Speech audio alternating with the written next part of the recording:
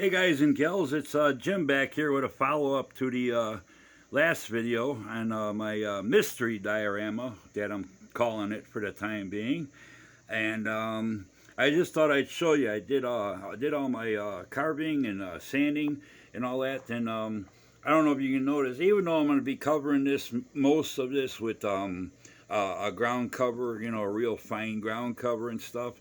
I still did that little with the brush, with the wet brush, with the little, you know, with the water, and run it down and stuff. You can see what it gives, the texture it gives. So if you wanted to leave it plain, it'd kind of have a texture like a rock surface, you know, a rock face would have. And also my carvings I did with my nail, the sharp point of the nail, all the crevices and stuff I did. It's like, you know, represents like erosion and stuff like that, you know, kind of like what you see on hillsides or mountains and stuff. And I added a little bit extra carving detail in my rock casting there, and that one I just left it is because it has plenty of detail itself. So next thing I'll be doing is doing all my paint on here. Like I said, it's more like a stain because I really dilute the apple barrel, all the earth tones that I use in that. Before I add the ground cover, I give it a base coat, so that way if there's any spots that don't get covered, they won't show. It'll be the same color as what I'm using for my ground cover and stuff like that. So but that's what it'll look like, you know, when all your little detailing and stuff like that is done and all that. And this started out the other day. This here part was as is, but up here this was like twice as tall. And it stuck out further, and it was more like a big rock face, like a cliff. I thought it looked good, but I thought it would look good if I was doing a different model that's going on here. After it sat for about a day, I kept looking at it. I decided I broke it all down, you know, just this here area. Knocked all the plaster down to a certain point. I took all that rock face off, cut the extra layers. It was about 4 inches taller and stuff, and I decided I didn't like it for what I'm doing this for. So I thought it looked better. It's actually I'm looking at some pictures I downloaded from Google and for this what I'm doing here, this display, and all that. I'm not trying to exactly mimic what I saw on Google, but I just didn't like the way it looked, so I knocked that all down.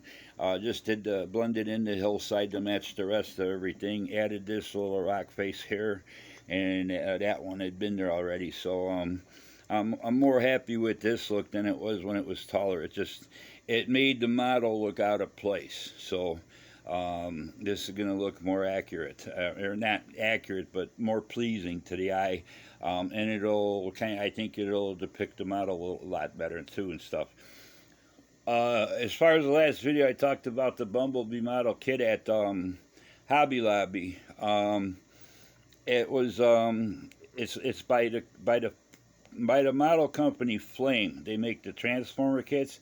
And the Transformer kits that they do, they're not based on the ones you see in the movie. They're based on the cartoon. That's why the Bumblebee didn't really look like the Bumblebee you see in the movie. It was more the cartoon caricature. So I'm going to completely pass. I thought about maybe going back tomorrow, but I checked out a couple videos on YouTube, typed up the Bumblebee Flame model kit, and it doesn't appeal to me. It's like I said, it's the cartoon character, and I never really got into the Transformer cartoons. I'm more into the Transformer motion pictures and stuff. So anyway, but that's it. I thought I'd come back and show you this. Now I won't do the next video on this again till I get it all colored, get my ground cover laid out and stuff. And basically I might not do another video till it's completely finished with the model, whatever the model is that I'm putting on here and stuff. But basically I just want to come back and show you once I get all the detail work done and stuff like that. And you know, a lot of this plaster you see down here that's kind of rough textured is like, you know, I spoon this on with a popsicle stick. You know, you can buy packages of them at the craft store.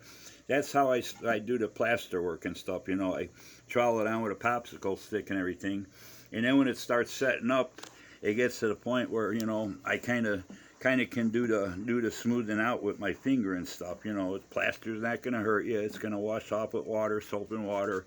You know, anything, it might give you dry skin, and you might get some cracks in the corners of your fingers by the nails or something. But you know, it's pretty easy to work with and stuff. And all that. So but that's pretty much how I go about it, what it turns out to look like. Now once I get my ground cover and everything is done, I'll take, like I said, I'll take the dark wash and I'll run it through these cracks that I carved out, and it'll really make them pop, you know, and give it that realistic look and stuff like you see when you pass by, like a hillside or a mountainside and stuff like that. So till the next time, hey, that's about it. We'll be talking to you. You guys all take care. Anybody that's living out in the areas where we're having the heat, stay out of the heat as much as you can so you don't overdo it.